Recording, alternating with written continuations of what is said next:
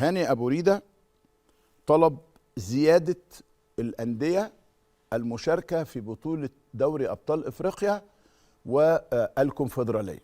وأنا هقول لك الكواليس كلها لأنه ما أقدرش أطلع على الهوا من غير ما أقول لك الكواليس. عندي 3 كواليس في 3 حاجات النهاردة، في 4 كواليس مهمة جدا. ما حدث إنه بالفعل أنا بقول لك أخبار، بقول لك معلومة.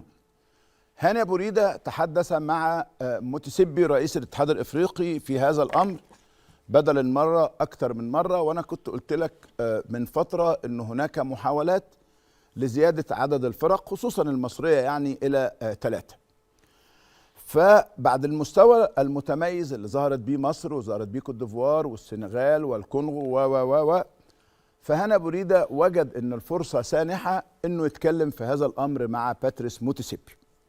قال له أنت شايف المستويات عاملة إزاي وشايف الدنيا عاملة إزاي، وبطولة أفريقيا فاترينا للأندية الإفريقية سواء لتقديم مستويات أو على الأقل للاحتراف. اللاعيبة الدول الأوروبية والدورات الأوروبية بتشوف اللاعيبة من خلال هذه البطولة، وبالتالي بتبقى في حركة جيدة في سوق الانتقالات، وهو ترويج للبطولة الإفريقية. وقال له أنه بطولة أوروبا زادت جدا جدا، عدد الفرق زاد جدا جدا جدا، وبالتالي نزود كل فرقة كل دولة مقعد سواء في الكونفدرالية أو في دوري الأبطال. أنت عارفين الأول كان الكلام على إيه؟ إنه ما تزود مصر ما تزود المغرب، لا دلوقتي قال له كل المنتخبات أو كل الدول الأعضاء في الاتحاد الإفريقي لكرة القدم، أظن 52 أو 53 دولة بعد انضمام جنوب السودان، يزيدوا فرقة، اللي عندهم فرقة يبقوا 2 واللي عندهم 2 يبقوا 3.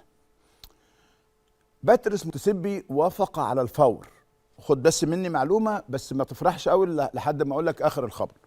قال له انا عن نفسي مقتنع، ما عنديش مشكلة، بالعكس دي فكرة جيدة وفكرة محترمة وانا احب انها تطبق، لكن لابد وان نعود الى المكتب التنفيذي.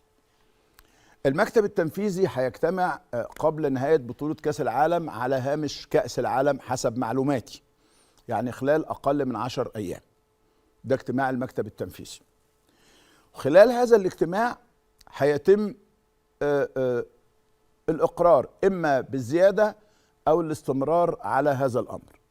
المعلومة إنه حتى اللحظة اللي أنا بقول لك اللي أنا بكلمك فيها دي مفيش أغلبية داخل المكتب التنفيذي للموافقة على هذا القرار.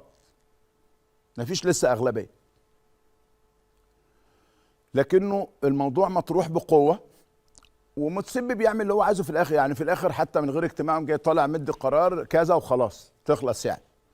فهل سيستطيع هاني أبو ريدة وفوزي لقجع والاخوه الافاضل، لانه في عدد كبير جدا عندنا من ليبيا وعندنا من تونس وعندنا من المغرب وعندنا من مصر وعندنا كتير جدا وعندنا من الجزائر دلوقتي كتير جدا موجودين في المكتب التنفيذي، هم أعضاء رؤساء اتحادات وأعضاء في المكتب التنفيذي للاتحاد الإفريقي. خلال الأيام القليلة المقبلة هيبقى في مشاورات واتصالات من أجل إقرار هذا الاقتراح. هل من الممكن الموافقة عليه؟ ممكن. هل من الممكن عدم الموافقة؟ ممكن. لكنه بقوة هاني أبو ريدة وبتأثيره داخل الاتحاد الافريقي، وده هيظهر بقى بعلاقاته الطيبه، مش قوه يعني، العلاقه الطيبه يعني اللي تجمع ما بينه وما بين اخواتنا في افريقيا، هيظهر هيتضح الموقف جليا. اذا الايام القليله المقبله هتظهر لنا هل سيتم اعتماد هذا المقترح ام سيتم ارجاؤه او سيتم رفضه. لكنه تاني برجع اقول لك انه متسبي كمتسبي موافق ومرحب بهذه الفكرة. القرار قرار مكتب تنفيذي اللي بيترأسه السيد باتريس موتسيبي رئيس الاتحاد الافريقي لكرة القدم، وهذا الامر سيظهر جليا خلال الفترة القادمة بإذن الله. هذا ما يخص الخبر اللي حضراتكم قريتوه، وده كلام ما بيني وما بين احد المسؤولين الكبار جدا داخل الاتحاد المصري لكرة القدم.